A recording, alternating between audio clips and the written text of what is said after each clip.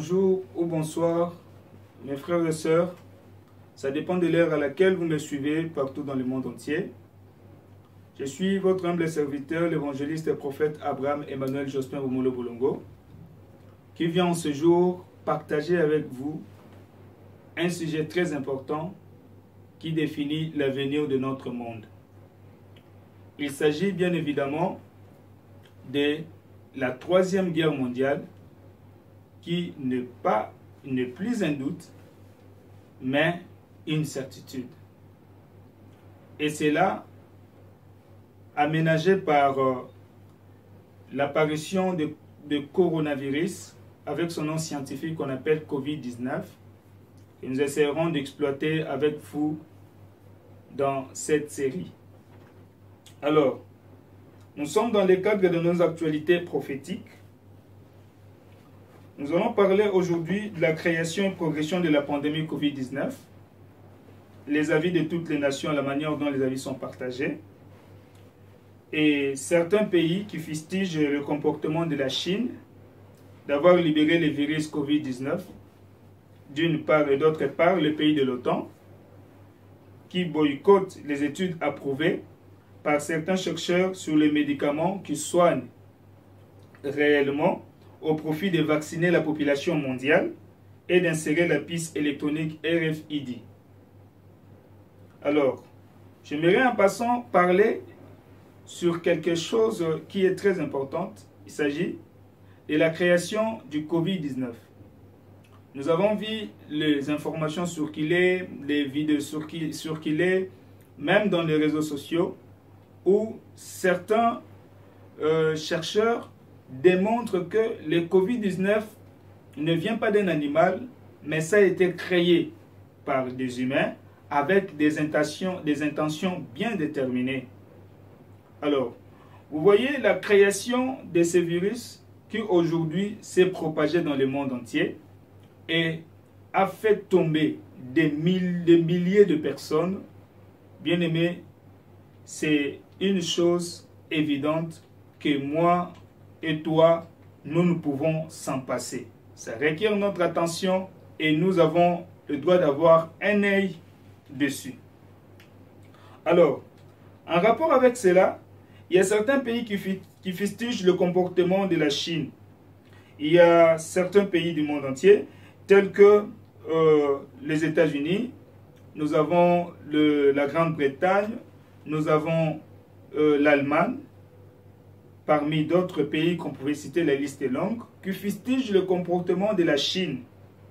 Alors, cependant, le cœur de président, de roi, reine et prince de la terre ont commencé à élever la colère contre cette attaque criminelle qui décime la race humaine. Nous pouvons voir comment est-ce que le président Poutine a réagi. Il y a aussi le président Donald Trump qui a réagi.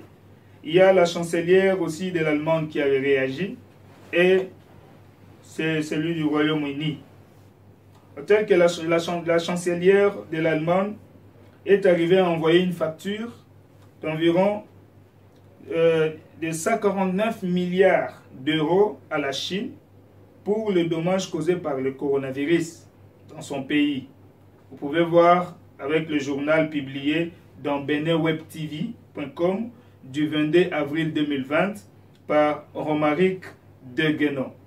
Vous pouvez voir cet article, vous verrez la facture que la chancelière de l'Allemagne vient d'envoyer à la Chine. Alors, quand sera-t-il, quand les États-Unis d'Amérique vont envoyer sa facture, quand sera-t-il à la facture de la Grande-Bretagne, quand sera-t-il à la facture de tous les autres pays? Et quelle deviendra l'économie de la Chine face à toutes ces factures à laquelle ils devront faire face? Alors, il nous arrive à poser cette question. Tout ceci nous amène où? Et vous avez la réponse, comme moi j'ai la réponse, ça nous amène vers la Troisième Guerre mondiale.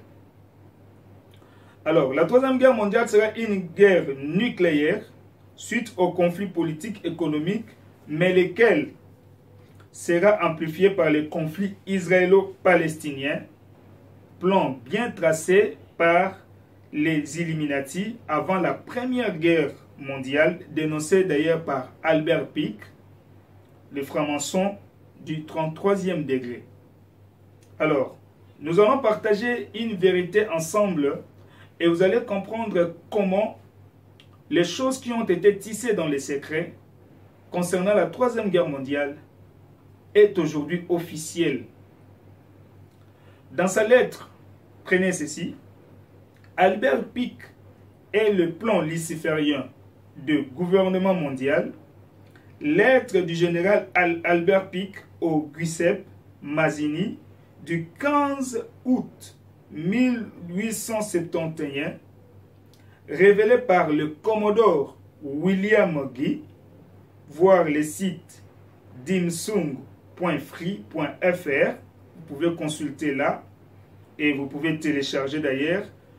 Vous allez télécharger la lettre en entière pour voir le complot de toutes les trois guerres mondiales, où la Troisième Guerre mondiale facilitera l'installation finale du gouvernement mondial et de la religion mondiale dont le culte principal sera tourné vers Lucifer. Le Seigneur Jésus-Christ avait déjà prophétisé sur ça avant même que tout ce monde ici soit né, avant même que Albert Pike soit né. Alors, ce qui nous intéresse ici, c'est la Troisième Guerre mondiale. Alors, quel est le complot qui a été fait? Nous pouvons le lire.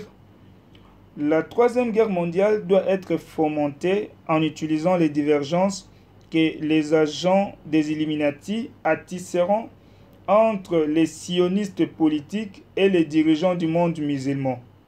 La guerre doit être menée de telle manière que l'islam, entre parenthèses, le monde arabe, y compris la religion de Mohammed, et le sionisme politique, on ouvre la parenthèse, y compris l'État d'Israël, se détruisent mutuellement.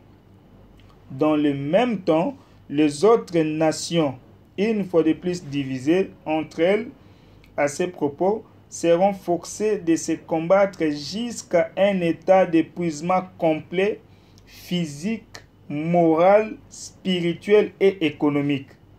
Vous comprenez? Quelle personne impartiale et raisonnable pourrait nier que les intrigues en cours au Proche, au Moyen-Orient et à l'Extrême-Orient ne préparent pas la réalisation de ces desseins infernaux? Le 15 août 1871, Pike disait à Mazzini qu'après la Troisième Guerre mondiale, ceux qui aspirent à dominer le monde sans conteste provoqueront le plus grand cataclysme social que le monde ait jamais connu. Nous citons ses propres termes empruntés à la lettre cataloguée au British Museum Library à Londres. Nous lâcherons les nihilistes et les athées et nous provoquerons un formidable cataclysme social qui, dans toute son horreur, montrera clairement aux nations les effets d'un athéisme absolu, origine de la sauvagerie et de plus sanglants chambardements. Puis tous les citoyens, obligés de se défendre eux-mêmes contre la minorité révolutionnaire mondiale, extermineront les démolisseurs de la civilisation et les masses déçues par la craintiète dont les esprits déistes seront à partir de ce moment sans boussole, à la recherche d'un idéal, sans savoir vers quoi tourner son adoration, recevront la vraie lumière grâce à la manifestation universelle de la pure doctrine de Lucifer, enfin révélée aux yeux de tous, manifestation qui suivra la destruction de la craintiète et de l'athéisme simultanément soumis et exterminé en même temps. Ça, c'est la déclaration de Albert Pike. La deuxième question qu'on peut se poser par rapport à cela, cet événement mondial de la Troisième Guerre mondiale qui va décimer un grand nombre de millions de personnes habitant sur la surface de la planète Terre, et qui va déclencher un cataclysme social planétaire sans précédent, n'a pas été prédit par le Seigneur Jésus-Christ dans la Bible comme étant l'un des signes de son retour à la fin des temps. Parce que d'emblée, tous les grands événements du monde constituent les prophéties majeures de Jésus-Christ. Et ça se trouve dans la Bible. Et il a révélé cela à ses serviteurs, les apôtres, les prophètes, et qui ont fait mention des choses qui doivent arriver dans le monde entier pour servir de témoignage avant son retour.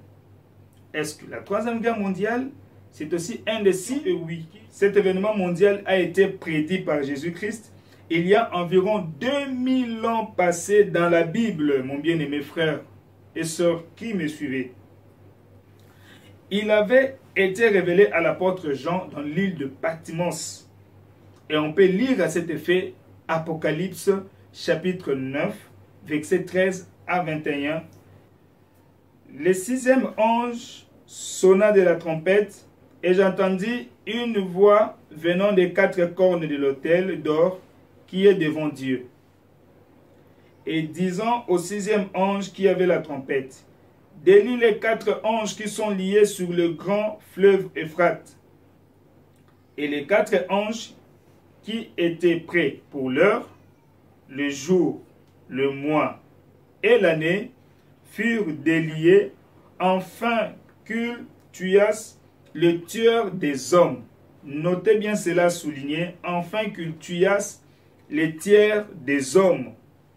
Alors, quand nous revenons dans notre révélation prophétique, nous comprenons que il y a les quatre anges qui sont liés le long près du fleuve Euphrate qui doivent être libérés pour l'accomplissement de la Troisième Guerre mondiale.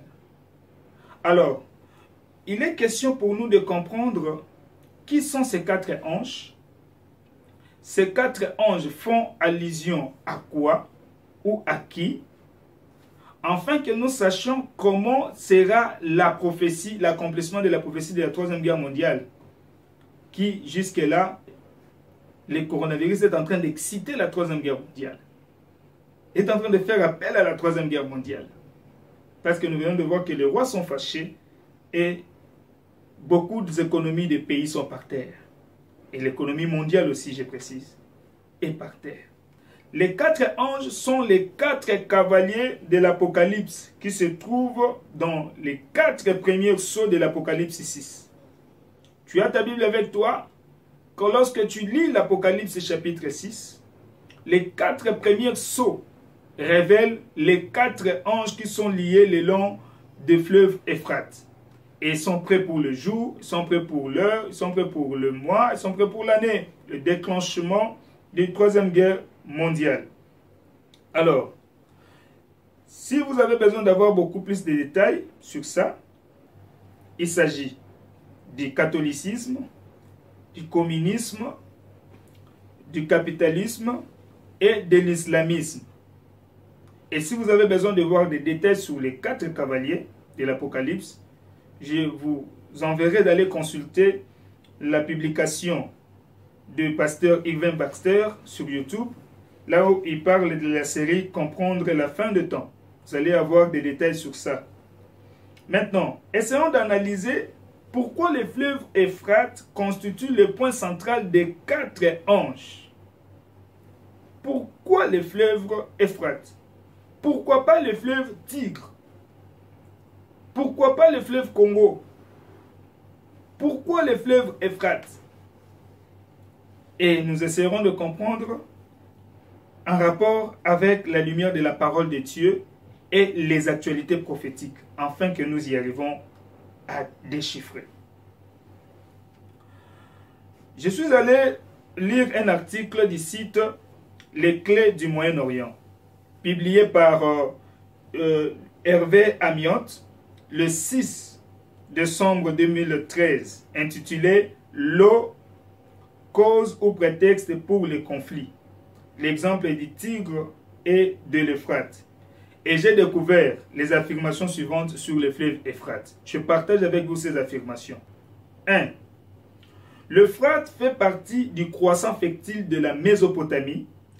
Il joue un rôle important pour alimenter les secteurs agricoles et hydroélectriques. Premièrement, voici encore cette deuxième affirmation. L'Euphrate a toujours été la cause des conflits entre États, entre groupes à l'intérieur d'un État. Et à ça, notez bien, les États autour du fleuve Euphrate sont la Turquie, la Syrie et l'Irak. Il y a encore une affirmation que j'ai trouvée, toujours dans cet article. Entre 1968 et 1976, la Syrie construit avec l'aide soviétique, donc la Russie est communiste, le grand barrage de Tagba sur l'Euphrate, créant une retenue de 12 milliards de mètres cubes d'eau. Il y a encore une affirmation, je continue. La Turquie a lancé un programme beaucoup plus ambitieux en 1989 intitulé les GAP. Les GAP, ça veut dire le programme régional du développement de l'Anatolie du Sud-Est. Alors, ce plan prévoit la construction de 22 barrages d'une capacité totale de 60 km3. 60 km3 de 19 centrales électriques et l'irrigation de 1,7 million d'ânes, faisant de la Turquie une grande puissance agricole. Un projet prévu pour 2005. Son achèvement a été repoussé à 2029 par manque de financement. Voici encore l'affirmation que j'ai découverte dans cet article. Si le projet GAP réalisé entièrement, la réaction du débit de l'Euphrate affecterait durablement la Syrie et l'Irak. Les débits à l'entrée du territoire Syrie devraient passer de 500 mètres cubes par seconde à 300 mètres cubes par seconde. Mon frère et ma soeur. Le projet GAP qui se fait sur le fleuve Euphrate. Alors, voyons quel est l'objectif majeur qui se cache derrière le projet GAP qu'entreprend la Syrie, et plutôt la Turquie. L'objectif majeur du projet GAP est donc, sous couvert d'un vaste programme de réaménagement du territoire visant à désenclaver la région, de déplacer les populations de la région, de déplacer les populations kurdes pour mieux les contrôler et surtout de les déplacer loin des frontières avec l'Irak, la Syrie et l'Iran pour couper les rebelles de base arrière qu'ils possèdent dans ces pays. Les pays riverains soutiennent le Kurde turc pour déstabiliser Ankara, capitale de la Turquie bien sûr. Les Kurdes servent alors d'instrument à l'Irak et à la Syrie pour faire pression à la Turquie. La Syrie aide le PKK. Le PKK, c'est le Parti Travailleur Kurdistan, à déstabiliser Ankara. Ankara, c'est la capitale de la Turquie.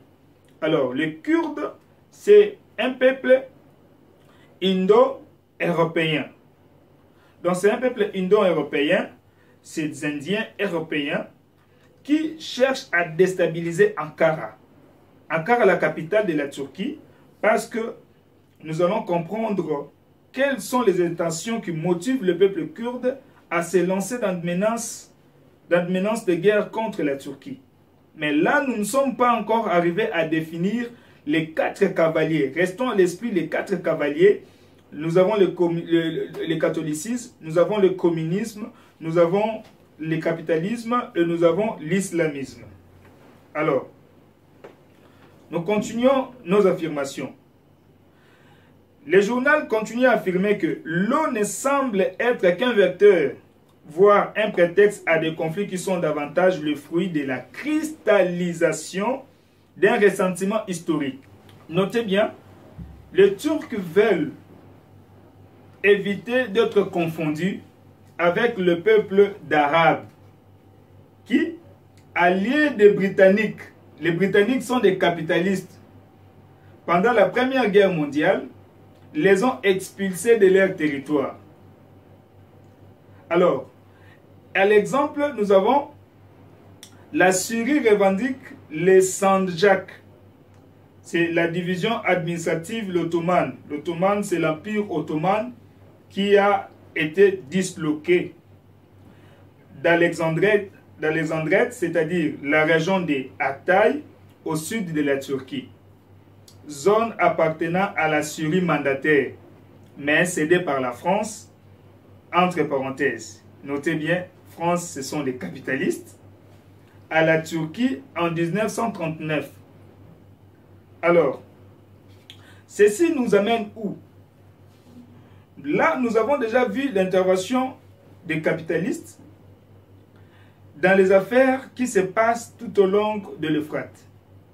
Et nous voyons aussi la main et l'apport des communistes sur ce qui se passe sur l'Euphrate. Chacun avec ses intérêts soutenant des pays autour de l'Euphrate. Alors, notez bien, l'article 109 du traité de Lausanne de 1923 annonce qu'il est nécessaire de créer une commission mixte regroupant les 3 États de la région, la Turquie, quoi encore, la Syrie et quoi encore, l'Irak.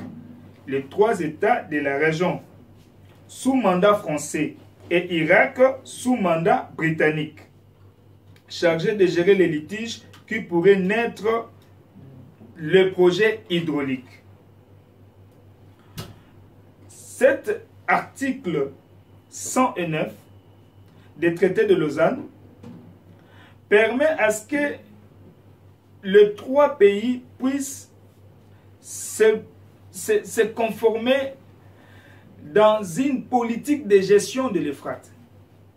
Et cette politique de gestion de l'Euphrate dépend de la manière dont ils se sont convenus dans cette traité. Les traités qui sont signés par rapport aux pays qui partagent le même fleuve pour avoir une politique de gestion de ces fleuves afin de ne pas amener les pays à la guerre. Alors, notez bien, le journal international Le Parisien a publié un article le 16 octobre 2019 à 22h26 par VG avec AFP qui est intitulé « Pour Trump, les Kurdes PKK sont une plus grande menace terroriste que Daesh ».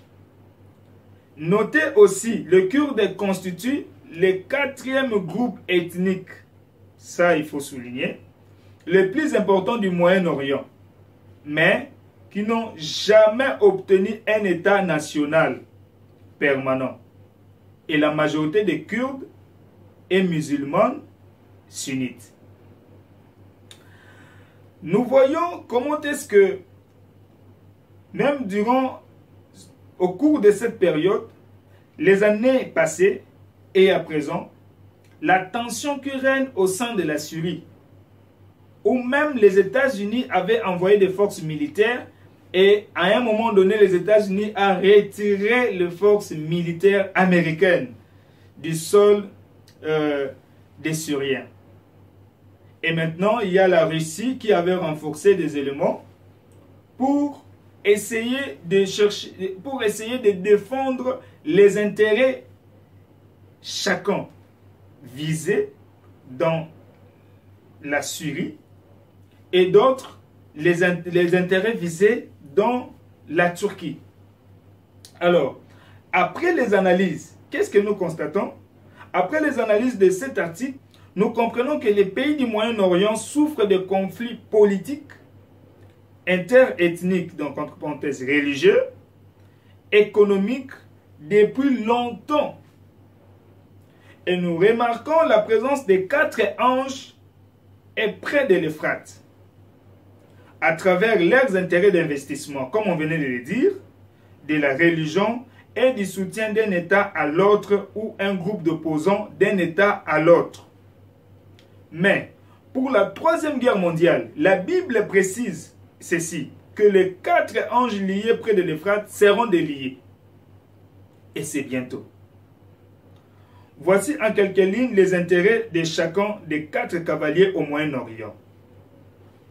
Je prends le catholicisme, le premier cavalier de l'Apocalypse. Quel est l'intérêt du catholicisme dans le Moyen-Orient? Quel est l'intérêt du catholicisme autour des pays qui sont, sur les pays qui sont autour du fleuve Euphrate? Il y a d'abord le musulman, il y a sunnite, il y a chiite, les musulmans sont là, et il y a beaucoup, bien d'autres religions aussi au Moyen-Orient. Nous avons aussi les juifs au Moyen-Orient. Alors qu'est-ce qui se passe? Le catholicisme fait un effort d'unir toutes ces religions afin d'avoir une seule religion et à partager une seule foi, afin d'éviter des guerres et de créer la paix.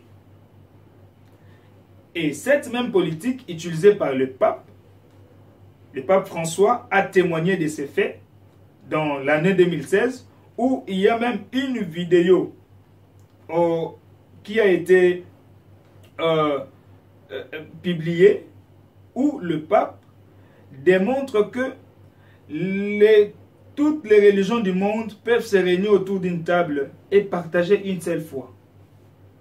Et à ça, ils avaient montré comment est-ce que le prêtre catholique, comment est-ce que le juif, comment est-ce que le musulman et comment est-ce que le bouddhiste, ils avaient rassemblé leurs éléments d'adoration pour en faire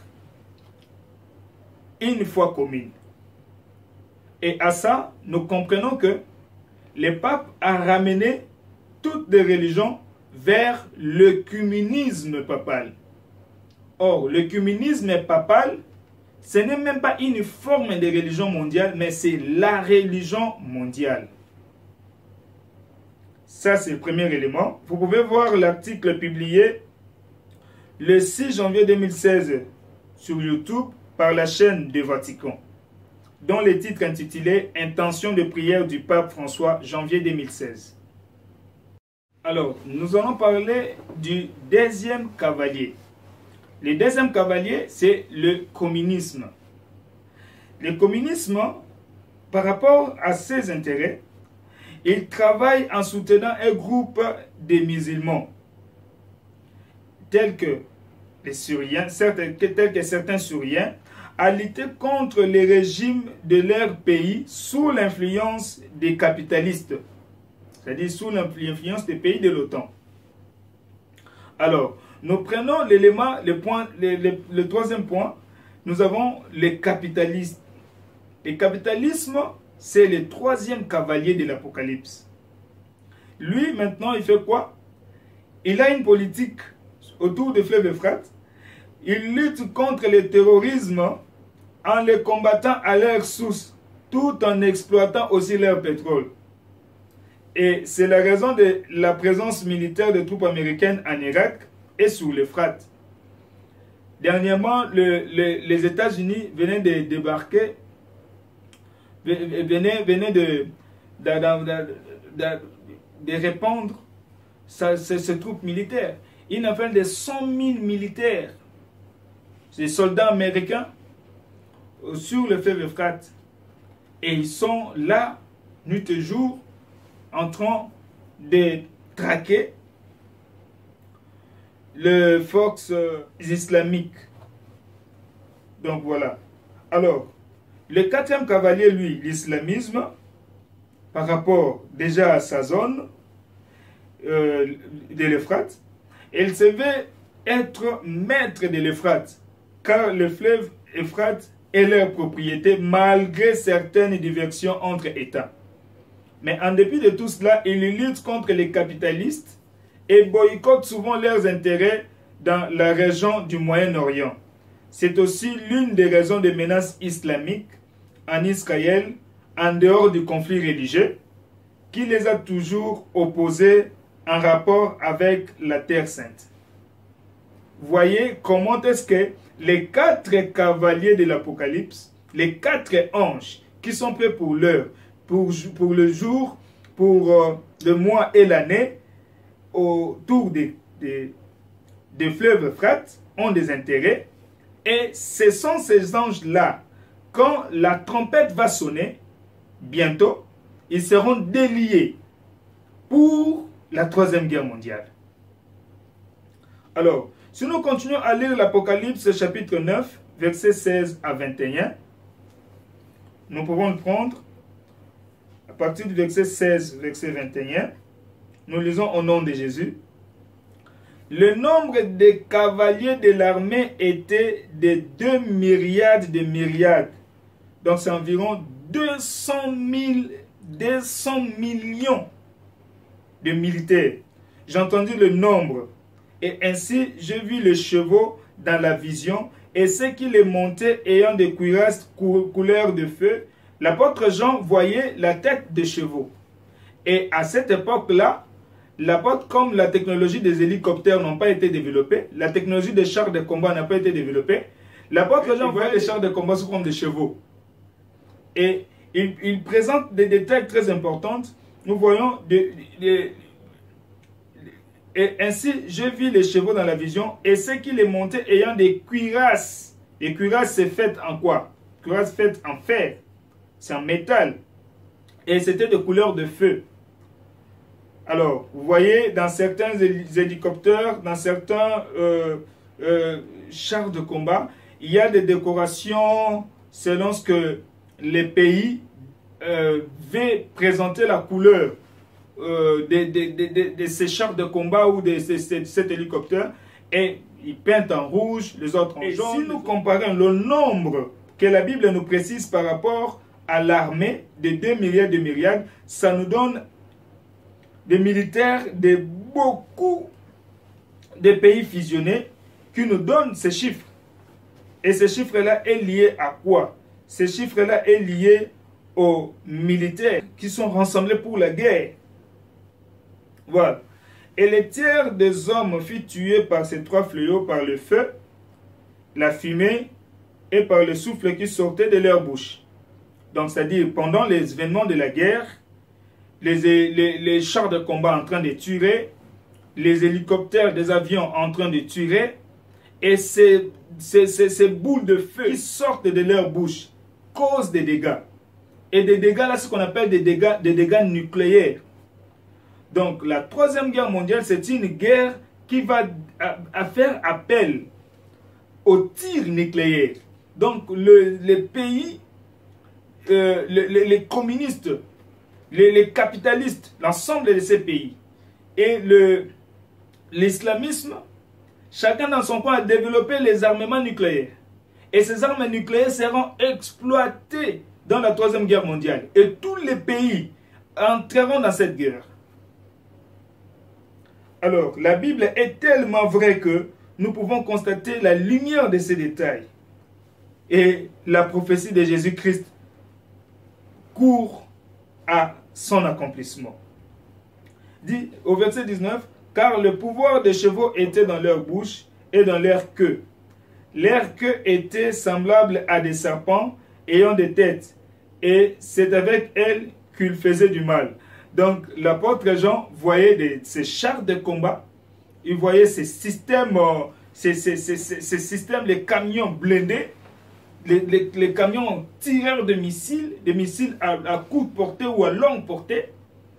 Et nous voyons même des missiles supersoniques où la technologie, actuelle technologie, nous démontre comment est-ce que l'intelligence artificielle a augmenté, comment est-ce que l'intelligence de l'homme a parvenu à créer des choses qui détruisent l'homme lui-même. L'appelé l'apôtre prophète Jean est en train de nous expliquer la manière dont les chars de combat dans leur queue est semblable à des serpents, parce que vous voyez la tube qui fait sortir ce qu'on appelle les canons, qui fait sortir des bombes.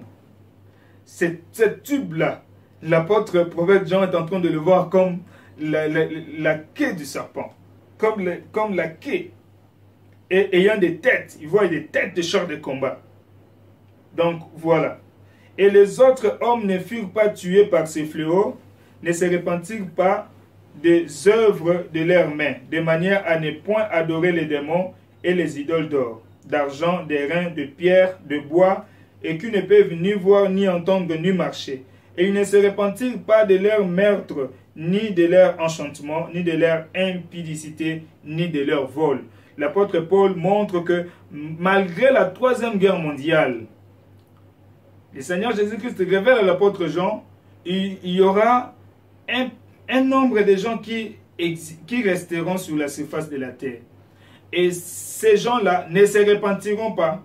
Ils continueront toujours à adorer les faux dieux. Ils continueront toujours à marcher dans la vie des débauches. Ils continueront toujours à faire des enchantements et à marcher dans l'impudicité, jusqu'à adorer même les démons. Voilà ce que nous précise la Bible. En conclusion, tous les plans internationaux qui se font dans cette période nous amènent tout droit vers l'éclatement de la Troisième Guerre mondiale, politique, économique et religieuse. En même temps, celle-ci facilitera la mise en place du gouvernement mondial et de la religion mondiale. Un plan prôné par Mikhail Gorbatchev. Vous vous rappelez de Mikhail Gorbatchev qui avait dit en son temps, il fut le président de l'URSS, qui en son temps a déclaré que pour que le monde ne connaisse plus de guerre, pour que le monde ne connaisse plus de troubles, il y a trois éléments importants qui amènent le monde à faire des guerres et à s'entretuer. Il y a la politique, il y a l'économie et il y a la religion. Il suffit de trouver la solution sur les trois points-là, de les mettre ensemble pour n'en former qu'un seul gouvernement mondial pour la politique et l'économie, et pour la religion, qu'une seule religion mondiale. Il n'y aura plus de guerre à la surface de la terre. C'était un plan de longtemps qui aujourd'hui marche vers sa matérialisation. Or, cela se trouve dans la Bible, nous venons de le lire. Donc, Jésus-Christ est Seigneur. Alors, les affres de la Première Guerre et la Deuxième Guerre mondiale ont facilité la mise en place de l'ONU et l'Union européenne. Et c'est de la même manière aussi, notez, les affres de la Troisième Guerre mondiale permettra l'installation facile du gouvernement mondial et de la religion mondiale. Beaucoup de gens qui refusent le gouvernement mondial aujourd'hui, qui refusent le gouvernement mondial, la religion mondiale, ils y entreront. Pourquoi? Parce que les affres de la Troisième Guerre mondiale les a amenés à accepter. Mais le vrai enfant de Dieu, le vrai peuple de Dieu, n'entrera pas dans ce système de gouvernement mondial, bien que leur pays leur imposera à adorer pendant cette religion mondiale l'agent spécial de Satan, qui est l'Antéchrist. Les enfants de Dieu qui seront en vie en ce moment-là, ceux qui connaîtront leur Dieu, comme dit Daniel, ils agiront avec fermeté, et donc ils accepteront de mourir même pour ne pas trahir leur foi. Car celui qui adorera la bête, la Bible est claire, son nom sera radié de la liste des vies de l'agneau. Alors, nous voyons ici que les affres de cette horrible Troisième Guerre mondiale permettraient l'installation facile du gouvernement mondial et de la religion mondiale. Alors, la guerre bactériologique manifestée par le coronavirus ces années est un signe fort de l'annonce de la Troisième Guerre mondiale. Pourquoi? Parce que les vaccins qui seront donnés à la population mondiale amènera l'intronisation des implants RFID. L'implant RFID, c'est un système électronique qui permet l'identification biométrique de chaque individu. Et nous utilisons ça même dans nos passeports. Tous les passeports internationaux sont munis de la puce électronique RFID.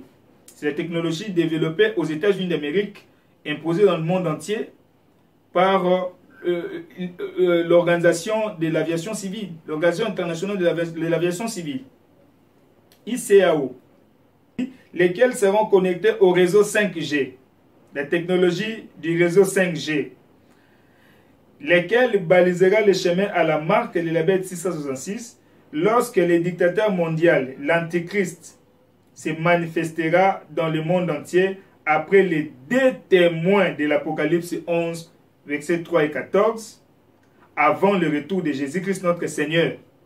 Confère 2 Thessaloniciens, chapitre 2, versets 1 à 8.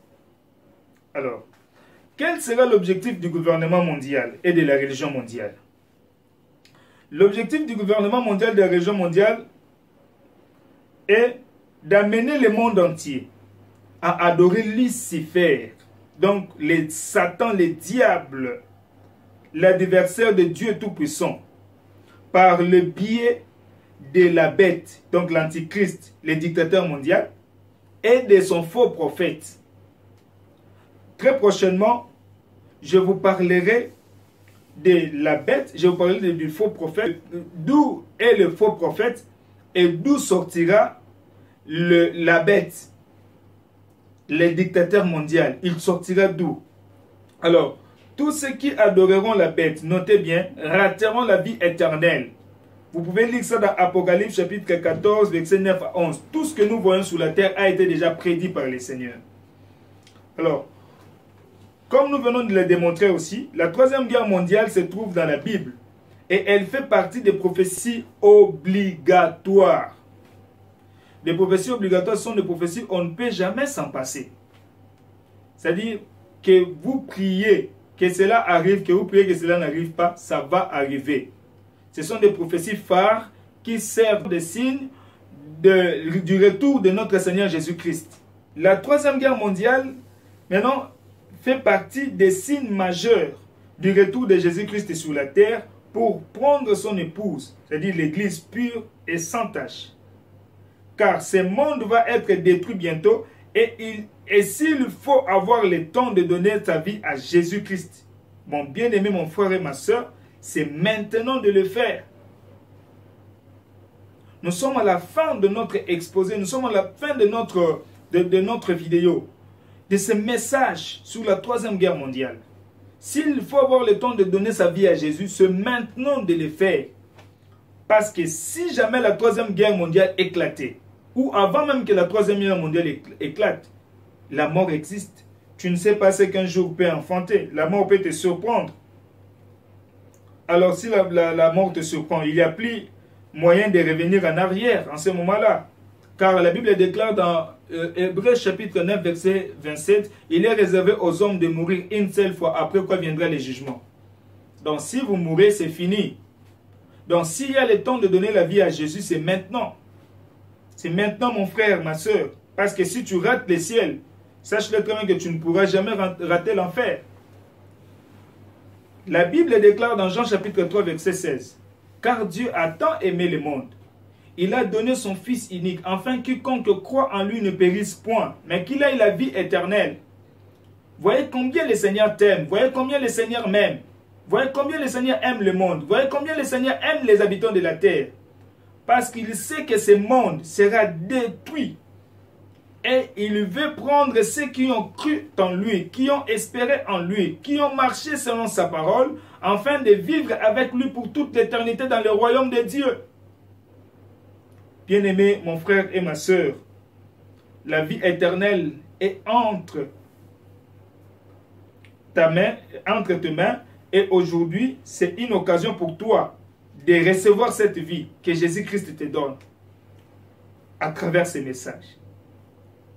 Alors, je te conseillerais de donner ta vie à Jésus-Christ maintenant. Et si tu donnes ta vie à Jésus-Christ maintenant, sache-le très bien que ton nom sera écrit dans le livre des vies de l'agneau. Et à cet effet, tu ne rateras pas le ciel. Et à cet effet, tu participeras à la gloire de Jésus-Christ lorsqu'il rentre bientôt pour récupérer son église, l'épouse du Christ.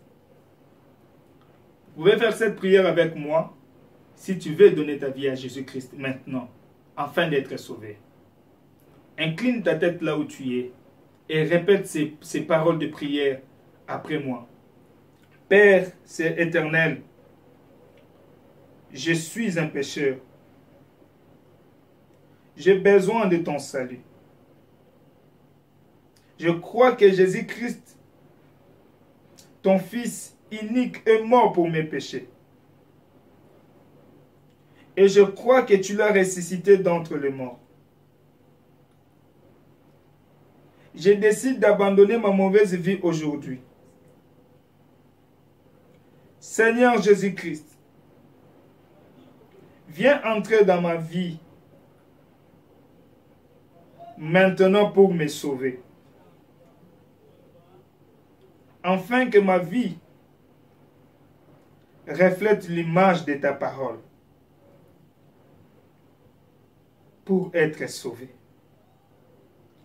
Au nom de Jésus-Christ. Amen. Si tu as fait cette prière avec moi, que Dieu te bénisse. Sache-le très bien que maintenant, là où tu es, Jésus-Christ est entré dans ta vie.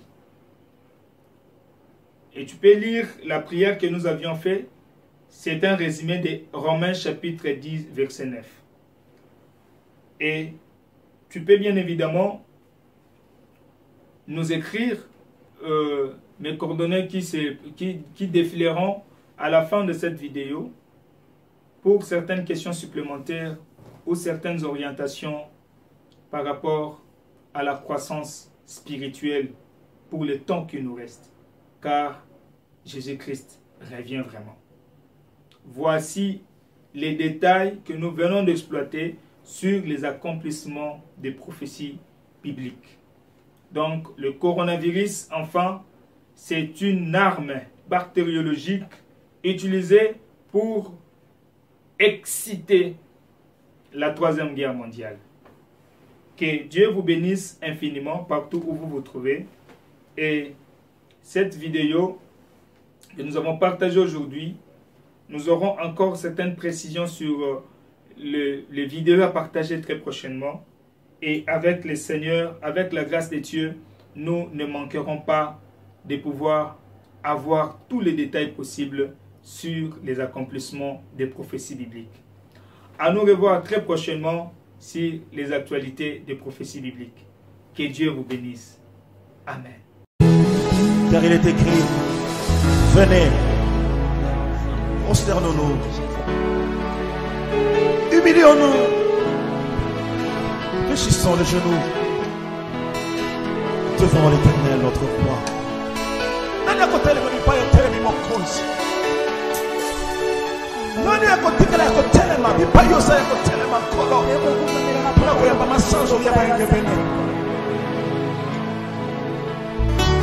Ceux qui tirent un tu es comme une boîte à polo. Tu es comme une sopa. Pour ce bon sapin.